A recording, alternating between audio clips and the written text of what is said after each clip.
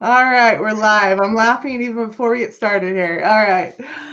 I'm really excited about today's. Troy has so much energy, and you guys will walk away feeling like you have a ton more energy too, because you will just feed off of his energy. So, Troy, welcome. Thank you very much. Super excited to be here, and it's just been an absolute pleasure to actually meet someone that I've known for years, but only met him a couple weeks ago. I.e., it's been wonderful. I know. In fact, we haven't really even talked about what we're going to talk about. We talked a couple weeks ago about just getting to know one another, but this was just a topic, and I'm excited because it'll be really organic, and we'll just see how it goes. But before we start, Troy, do you want to do an intro on yourself? You're the CEO of Tovuti, and I know in the Boise world, you're a little bit of a celebrity. You're probably sick of hearing that, but Yeah, no, I'll take it. I'll take it. Yeah, so I'm the CEO and founder of a cloud-based solution for virtual workspace and learning environments called Tovuti. Tovuti is Swahili for Center of Knowledge, and it also happens to mean website. We founded that in 2017. We launched it in 2019, and our goal and initiative is to say no matter what the issue is, education is the answer. And what Tovuti tries to do is deliver your education through our innovation. And to be able to partner with you and work with you has just allowed us this amazing opportunity to be introduced and to have live podcasts like this. yeah, this is great. And I love software. So when I had done a demo with you guys, it was probably a couple months back now, and I was very impressed. Like I love features. I know features isn't what sells, but like for me, I get really excited because you guys really thought of so many areas in education. So like how does that thought process work as far as being innovative in the education world?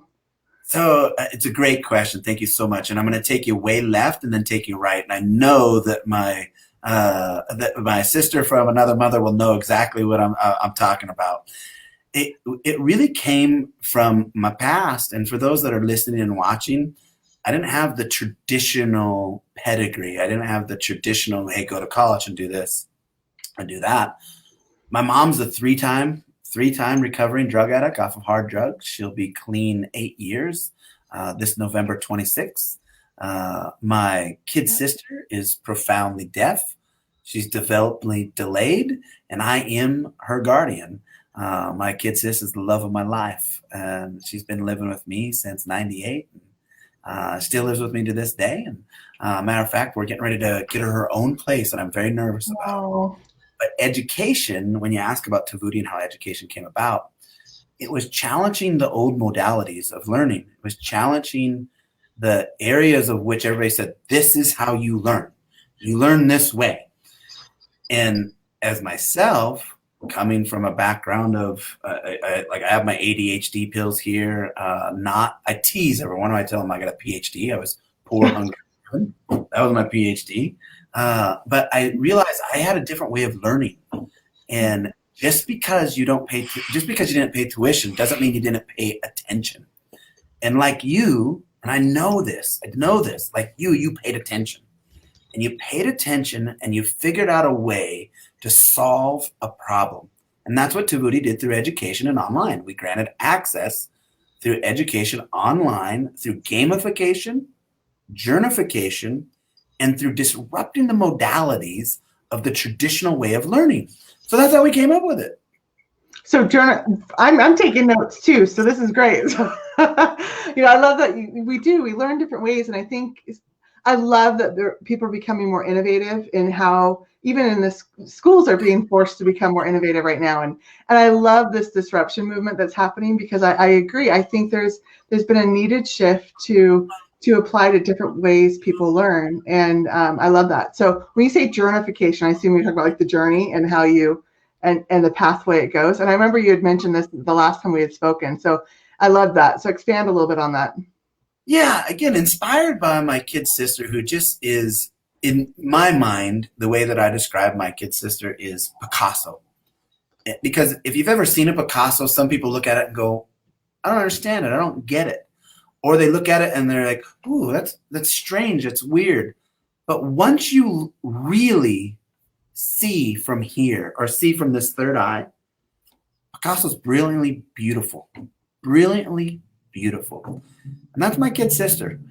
Some people that see her with her special needs and are obvious, like, oh, I don't understand that. My sister, because of her special needs, she makes vocal yelps. She makes noises. And people are kind of taken back by it. But once you really see from right here and from right here, she's brilliantly beautiful. And what I learned in Tovuti, as with my sister, was it's a journey. And education is a journey. And we have to understand it's not a right or a wrong. It's not a zero-sum game. So with Tovuti, we created a system that when you answer the way you answer it, it creates a branching scenario. And that branching scenario will take you down one journey or another journey. But it ultimately leads you to the efficacy of education and knowledge, meaning no matter how you answer, we're going to follow the way you answer, but we're going to lead you to the truth. And authors like yourself, leaders like yourself, they have the ability to communicate to multiple different personalities, one truth, but multiple different ways. Yeah. I love that because I talked to you about this book that I'm writing and it's going to create a course, right? And you were talking about how, for entrepreneurs, like we need to we enter those at different stages. Different entrepreneurs have different personalities and strengths and where they're at a different phase in their business. And so I love that. I completely agree. And I love that you went like this and like this, because to me, that's what I define the spiritual side of business. And so many people want to just discount and only look at the data or the intellectual or the physical side. And where I'm big, I realize that so much of business, you really need to focus on the spiritual and the emotional side. And it's those pieces that connect with your employees. It's those pieces that connect with your customers. And that's really why they're buying from you. Yeah, you have to. You have to connect. Here's what I will say. It's people over process, and it's outcomes over activities. And so if we invest in people, if we invest in the people, and if we're honest, moral, and ethical, if we inspire, uplift, and serve, that's always going to outdo the process. If we only look at the process that leads us to profit, then we become pure capitalists. But if we humanize the journey, now we're in it to make money. There's just no doubt about it. But that's the result and the tool to make greater significance and a greater contribution. Right. It's the byproduct of our success. It's the byproduct of what we do as entrepreneurs. I know this to be true about you because I've known you for years and I only met you a couple weeks ago. I don't know how to explain it. Those of us who are that way, we just know it. Yeah. I know you would continue to do what you did even if it cost you money. It just so happens that I did for a lot, probably a decade. I actually dumped $500,000 into my company. Yes, people do it. They don't get it. Those that are listening, there's an ideology behind being an entrepreneur, but then there's a reality behind being it. And everyone goes, I want to do, like, I don't know, as a young man growing up in the early 70s, it was to talk about war and talk about being in battle. I'm like, oh, wouldn't it be cool? I'm so excited to meet someone. And it was my father, the few memories that I have of him, my father said, son, it ain't nothing to be proud of. You haven't lived it. You're living the ideology of it. So success is the same thing. When people celebrate success, in my opinion only, they haven't been successful. When you empathize with success, you've been successful. And I empathize with your success. People don't understand that it took you 10 years to become an overnight success. Yeah. People don't realize the sacrifice that you've made with, for, and against your children, your family, your lifestyle. They just see the end result. So while I smile with a bit of a chagrin and a little bit of sadness because I empathize when I say congratulations. We visionaries, right? It's like, we will do it. We're going to figure it out. And it's that, but it's how amazing things happen in this world. And I love it. So without us as visionaries, I'm saying that. And visionaries are not born. I'm just going to tell you, anyone that's listening goes, well, you guys just are born that way. No, we're not born that way. We can train this way. We can, a couple of things, and I will say this. You can search for answers all your life and you'll get 1,000 opinions. But if you train for the truth, you'll find one. I love that. Is everybody taking notes? I'm taking notes. This is great. You know, I love that you said that everybody's a visionary, and I'm actually glad we're talking about this. I know we're going on a little bit of a tangent, but I've been thinking about this a long time because, you know, I've always wanted to be an entrepreneurial and all of this, but I believe everybody's creative. Like our brains are wired to be creative. Our inputs and our outputs are far enough apart. Like we were meant to be creative. And I think you nailed it on the head. You said, I don't remember what, training for the truth. And to me, truth is, again, the mind and the heart coming together. And it's when you do that your brain can process and simplify things and really be inspired and led along a journey, like your journey. And then that is ultimately how you become a visionary, how you become creative, how you become innovative. And so I love that. Like I just had this big epiphany moment when you said that. So it really is a moment of clarity. And those that are listening, we call it the aha moment. You can lead with the negative dominant. And the negative dominant is, I can't, I shouldn't, I wouldn't, I couldn't. I'll share with you what I got from one of the greatest billionaires in the world. I have a very unique story, and I had a rare opportunity to be invited to Omaha, Nebraska. I got invited to Omaha, Nebraska. I got my plaque, I got my picture, and I got to meet with the Oracle of Omaha, Mr. Warren Buffett. This is in 2004. And from his mouth to my ears as I'm hearing him talk, and I'm going to paraphrase it, I'll put it in my words, but what he was saying is, I own the most expensive thing that you own. And I was like, what is he talking about? And he's talking to a group of people. I don't understand it. And he goes, I own the most expensive thing that you guys own. It's a closed mind. The most expensive thing we own is a closed mind because of all the deals that we lost, that we weren't willing to look at, because of all the greatness that is within us, that's right here and right here that we weren't willing to shed light on. So the most expensive thing that we own is the same thing that one of the richest men in the world owns. And that's a closed mind. You want to know what the richest thing he owns is? An open mind. And we have that ability to do the same thing. Open our minds. I'm not saying accept everything. I'm saying open it up. Well, I know for me, like there's certain things that I had a very closed mind on that I've really softened up on, like, you know, certain things about, I mean, not to get politically, but like I've softened on some things after I've met people from overseas. I'm like, oh, it's not so black and white. You know, it's not all about independence and I'm going to do everything I can. Like there is a level of interdependence that we all need. We need to be willing to ask for help on some things, you know, like the things that make us great are also the things that can flaw us as well.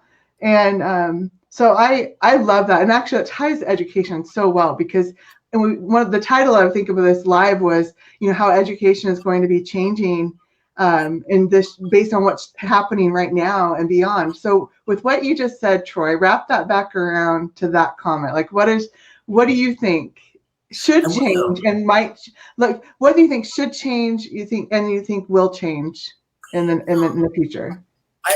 Great question, and thanks so much. So what do I think should change and will change? The first thing I think that before I can even answer that is that we need to share definitions. So if I say education needs to be challenged, I'm not talking about schooling, I'm talking about education. Schooling is schooling, and they are separate definitions. To go to school is something that you do. To get educated does not mean you have to go to school. Just because I didn't pay tuition does not mean I stopped paying attention. Just because you didn't pay tuition does not mean you stopped paying attention. Well, I'll tell you, after college, I thought I was done learning. So there was a decade it took me to start my learning game again. Where you probably kept going day one. I'm like, I had 10 years to catch up because I thought I was done learning. Yeah, that's right. Yeah. So for all the viewers and listeners that are listening on this, I'll tell you again, on this recorded thing right now, I'll tell you, you guys want to make sure you have a shared definition. And you want to make sure you understand that the end in mind. Everybody thought school was the end. School's the beginning. And just because you don't pay tuition does not give you permission to stop paying attention. So what do I think needs to change? First thing I think needs to change is we need to redefine education. Education is not the modality of going to a brick and mortar institute and standing in front or having you sit at a class and having a professor stand in front of you and lecturing you. I think we need to go back to the Socratic way of learning. And the Socratic way of learning that Socrates did in 500 AD is he asked his students questions and made them come with the answer. Today, what do? We tell them this is the answer. In fact, yeah, exactly. You have to have that critical thinking. You have to say, let me ask the question. The question is, why are the Republicans right? Why are the Democrats wrong? And another question is, why are the Democrats right? Why are the Republicans wrong? And let the questions get answered. So we got to start training for the truth and letting our critical thinking, our design method of thinking come out. So what I think needs to happen is first we need to understand that the modalities of learning are going to change. The most accessible thing that we have to education is this right here. You've got third world countries that don't have desktops, but they got phones. Yeah. And imagine if we can introduce them to you. And I'm being very honest. Imagine if we can introduce them to you, your story. And let some young girl who's being told you can't do nothing. You're going to get married. You're going to do this. You're going to do that. Whatever it is. And then they hear your story. And they go, I can. I will. And I am. Versus I can't. I shouldn't and I won't. And you give them access through this.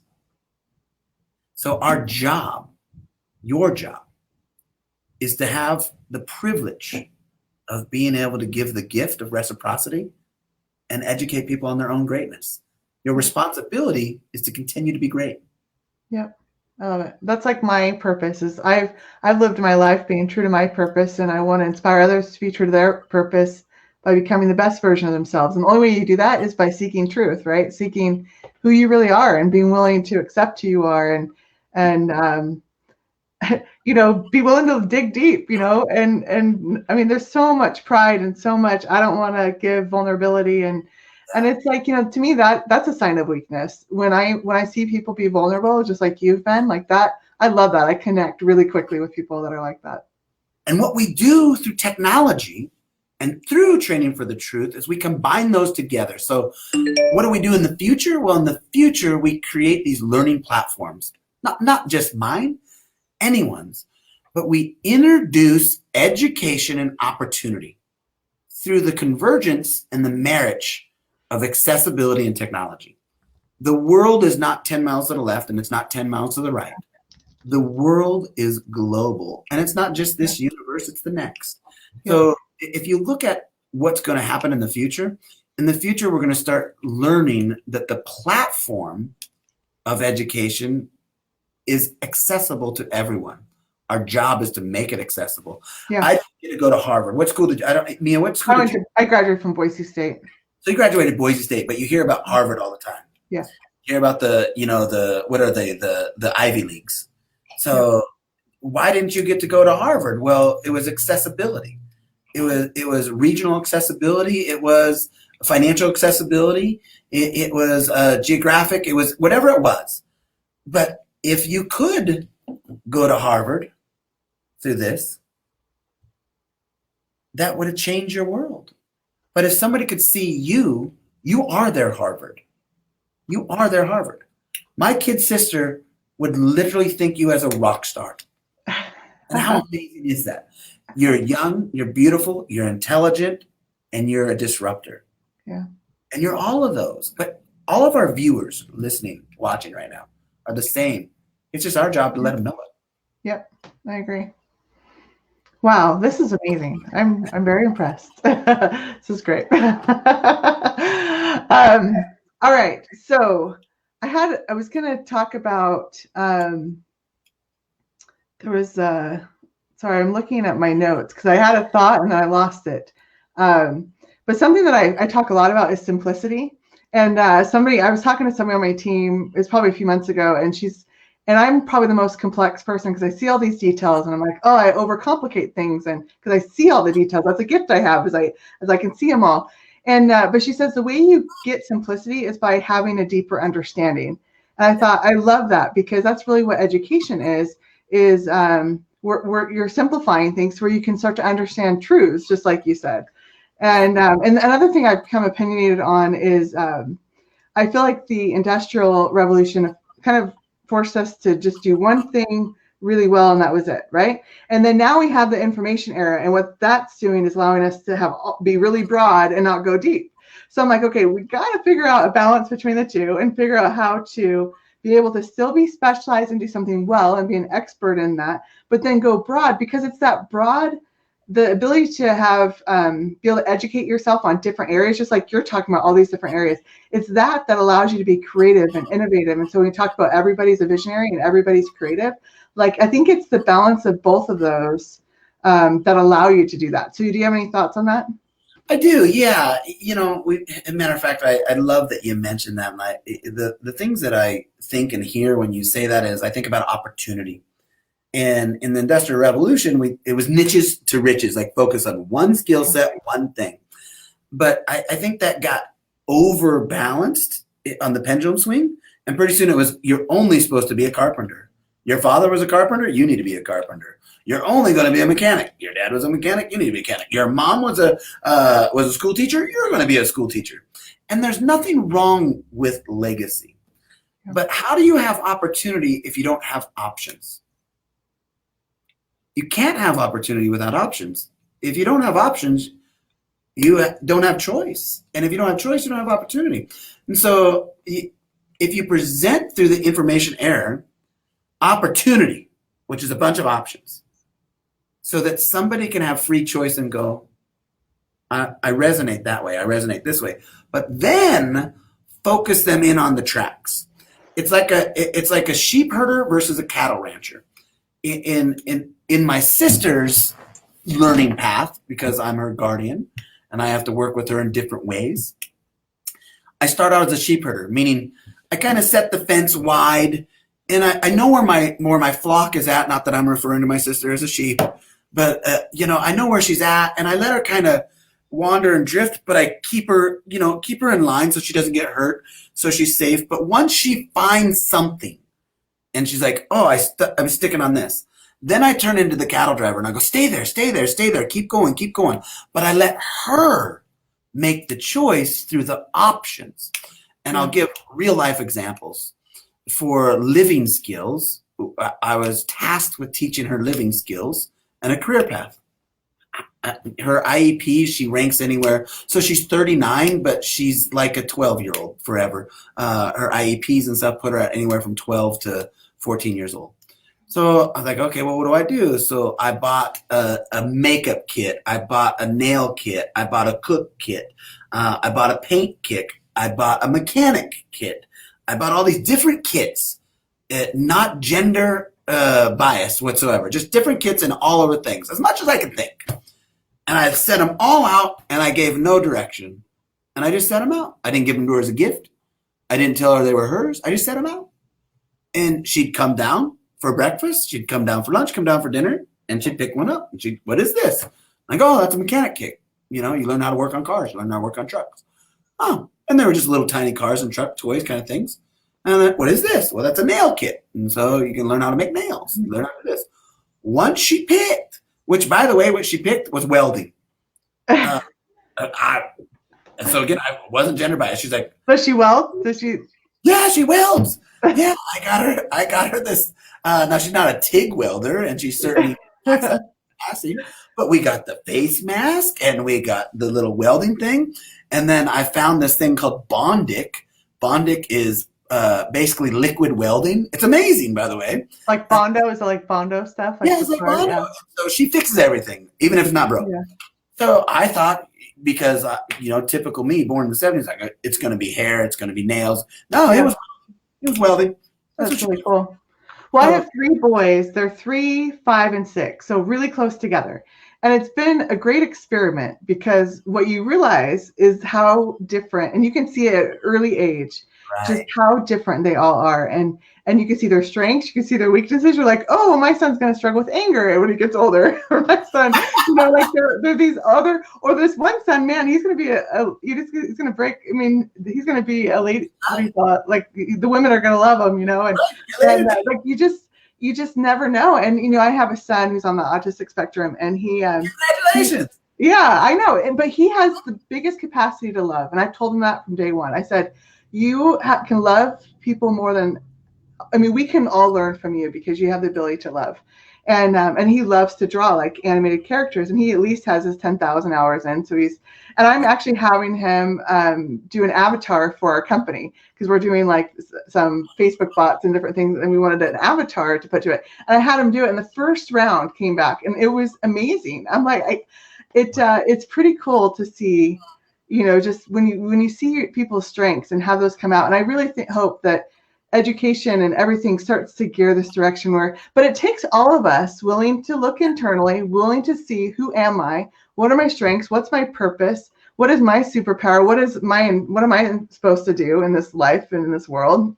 Yes. You know, I want to say a few things. I'm going to rabbit hole because for the last 13 years in a row, this might be the first year we actually don't, but for the last 13 years in a row, we've been taking a group of special needs kids and their family on a cruise. It's called the Buddy Cruise. And we started out with 9 families. Last year we had 600 families. But I want to instill this and gift this to you and let you know I'm going to get it for your son. Aww. So we had a couple kids that are on the spectrum, and they were challenged with it. And so I printed up shirts that made them, and I said, listen, I'm going to tell you, I'm probably the most politically incorrect but most compassionate guy in the world. But the truth is, you're genetically enhanced. Because there's a chromosome difference, there's a chemical difference. So I bought them a shirt that says, "Don't mess with me. I'm chemically enhanced," and they're very proud of that. You got to learn to be proud of your perfections. Well, I agree. Well, I was going to say, I think because they're so strong in this area, it forces them, like they might not be socially strong in this area, but it makes them really amazing in this other area. Yes. It does, and you keep them on that. The other one, I got him. I had a shirt made up, and it says, "You got the love chromosome." I go, listen, buddy, you got the love chromosome. That's what. Well, that would be perfect for my son. Yeah. But what I was going to share with you on that is purpose. I've had so many people talk to me over the years, whether entrepreneurs, husbands, wives, sons, daughters, whoever it was, and something has changed in their life. Their children graduated and moved on to college. They went through a divorce. They lost a loved one. And they said, I lost my purpose. And it's back to shared definitions and true understanding, Mia. A purpose is, like, my purpose was to raise my kids. No, that was your plan, but that wasn't your purpose. A purpose is something that lives past you. A purpose is something that in the fires of your house, when you're about ready to die, is your purpose. Your plan was to raise your kids. Your purpose, you have to define it as something that goes past you. And so the purpose in my opinion, even like I said, I've known you forever and only talked to you a couple of weeks.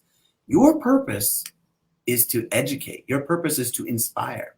The plan and how you do that is through your company.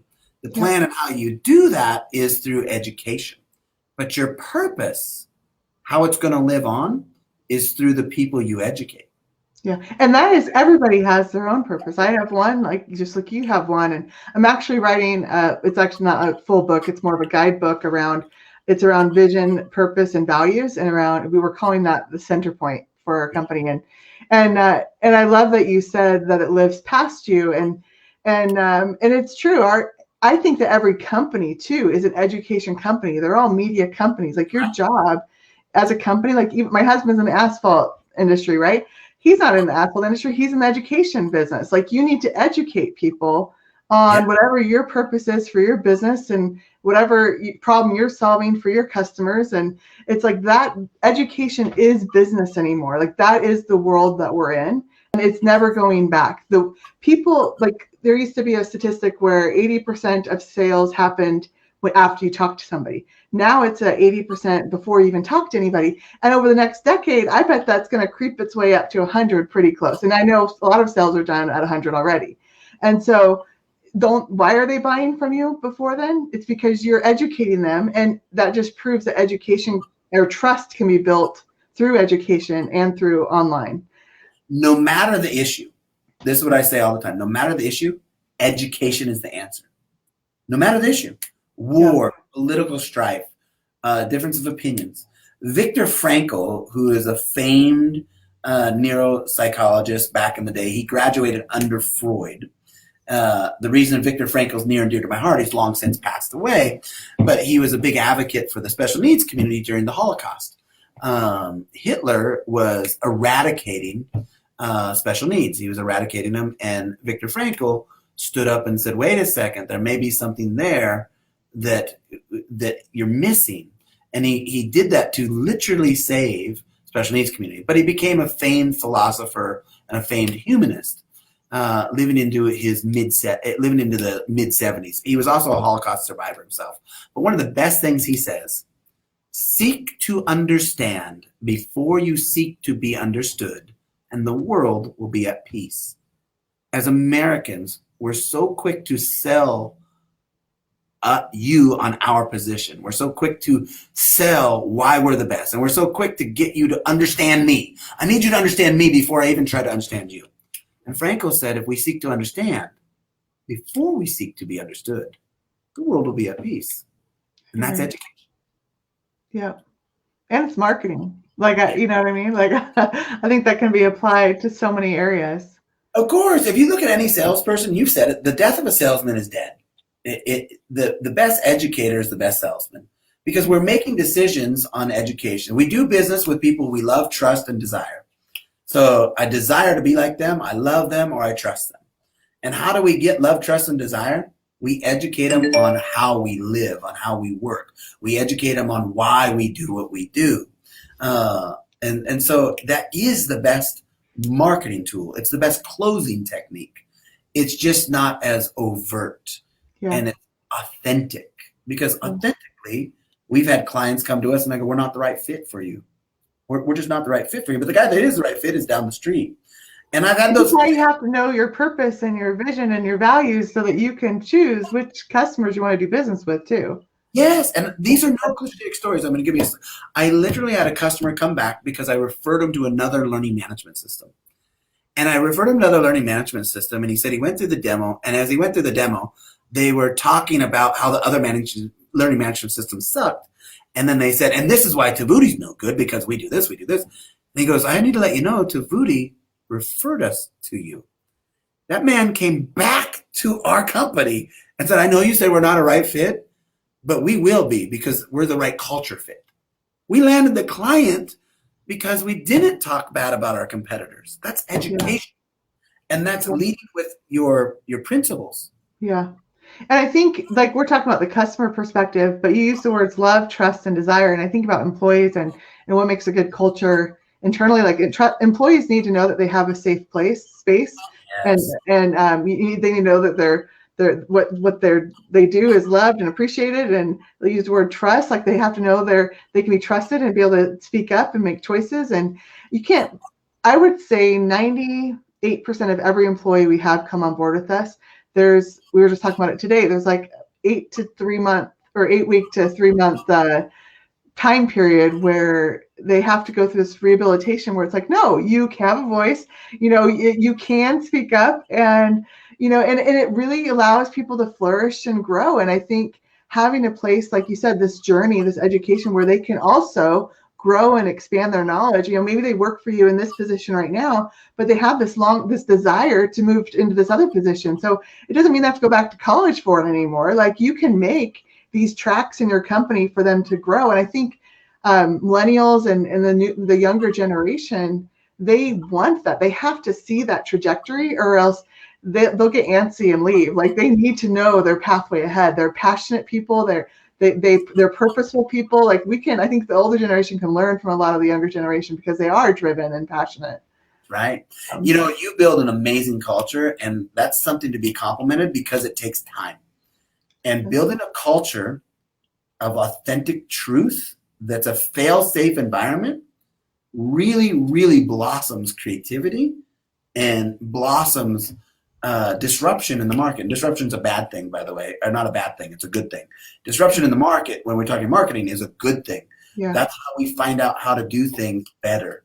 But when you have the social hypnotists out there that have said, don't say anything, words like CYA, cover your own A, Words like, hey, don't fail.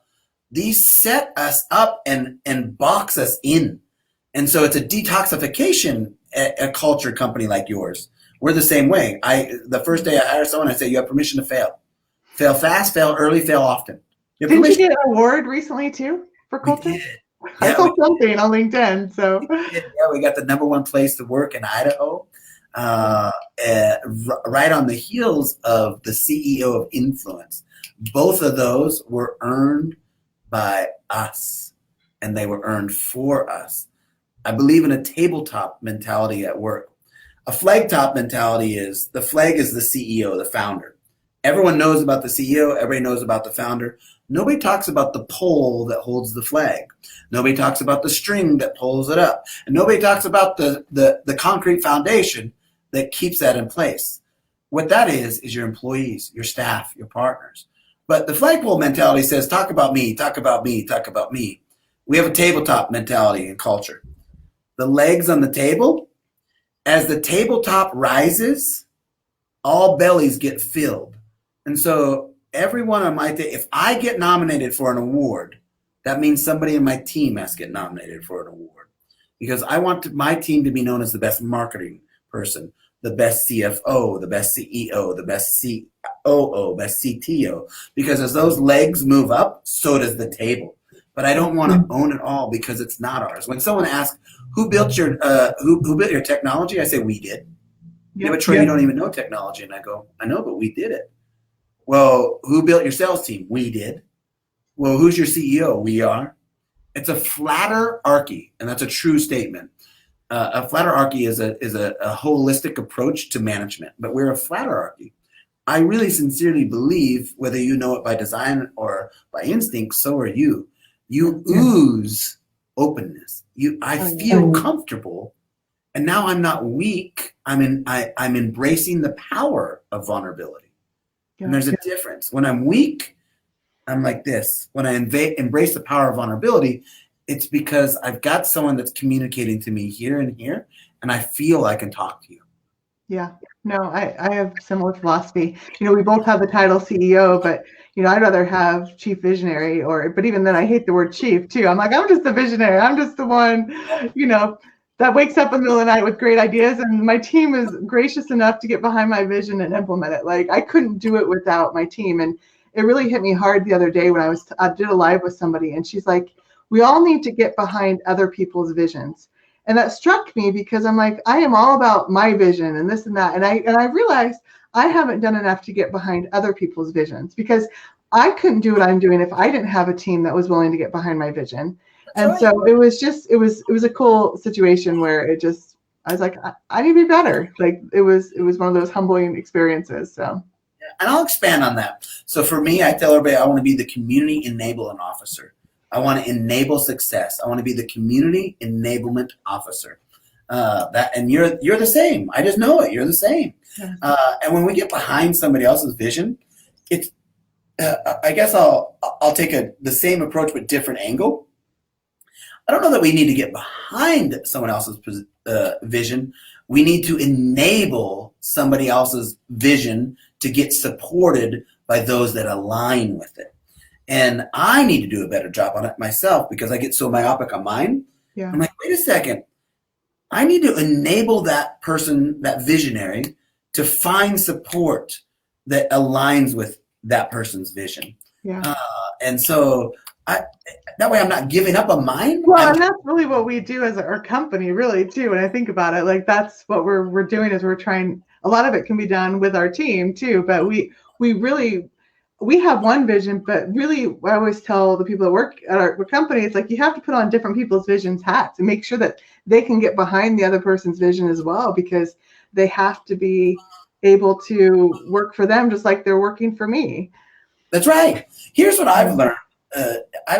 In order to be a great leader, you got to first be a great follower. And if I was never a great follower, I wouldn't know how to be a great leader. So I had to, and it's a horrible, horrible thing because people don't understand definitions. But I'm going to say this.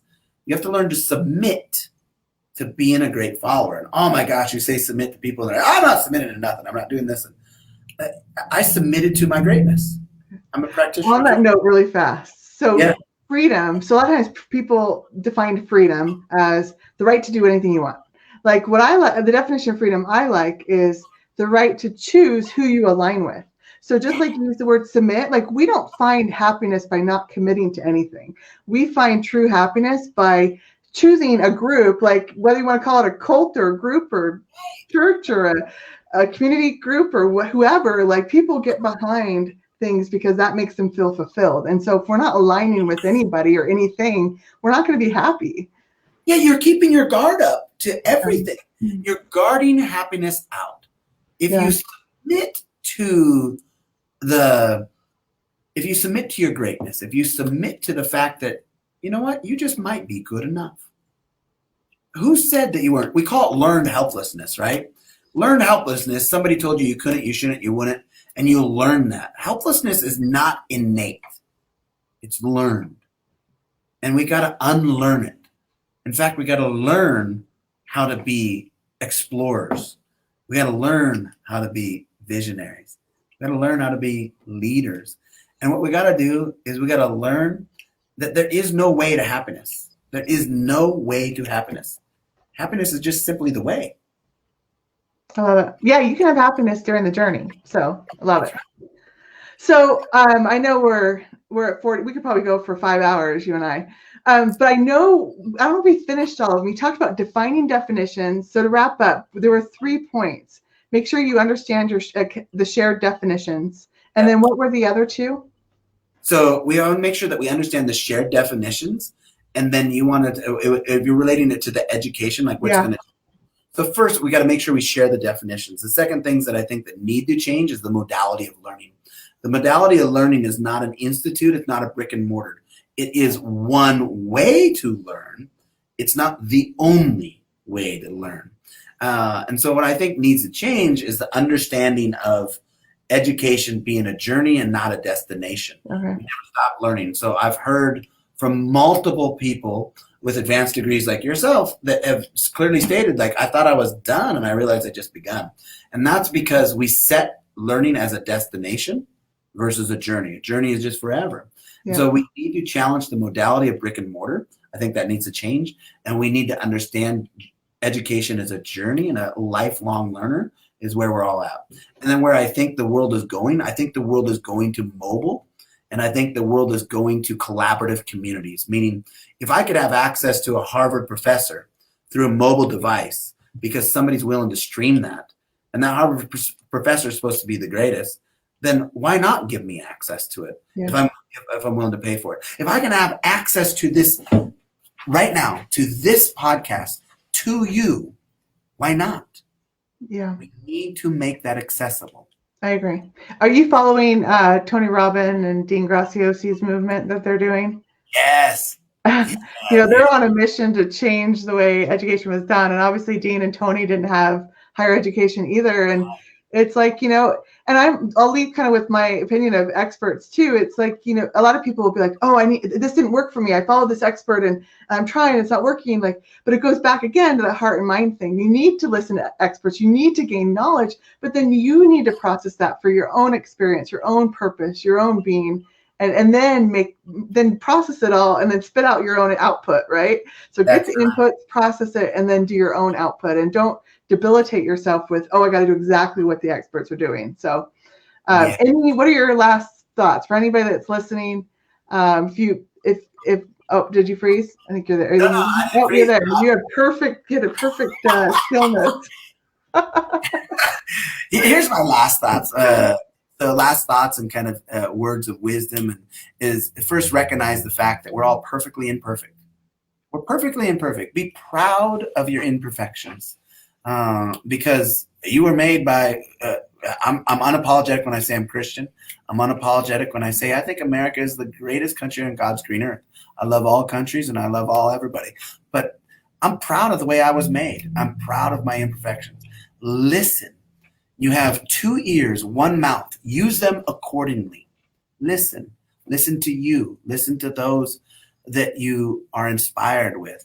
And then the last thing I'll say is, if you want to know who to listen to, there's 2 answers to that. You listen to those who have been where you are and are where you want to go. That's who you listen to. So if I've been where you are, whether it was depression, whether it was poverty, whether it was divorced family dynamics, a drug dealer as a mother, non-educated, and I'm where you want to go, then I'm probably the guy you want to listen to in faith, family, religion, in everything. But you too, listen to you. That's what I would say. Your listeners, listen. But don't listen without a sequence. Don't do more of this, do more of this. Yeah, I love it. I'm going to give you the last word. That was awesome. Troy, how can people find you? They can find me if you go to Tovuti, Tovuti, LMS.com. TovutiLMS.com. There's a contact page, and you'll see you can contact me right there. I answer all my own emails, and I look forward to hearing from everyone. Awesome. And it's amazing. I've done the demo. It truly is amazing. So you're doing great things, Troy, and I think you're what a lot of businesses and people need right now. So this was fun. We'll do it again because I think I'm taking notes every time we talk. You have such great words of advice. So thank you. Thank you very much. You guys take care. All right. Bye, guys.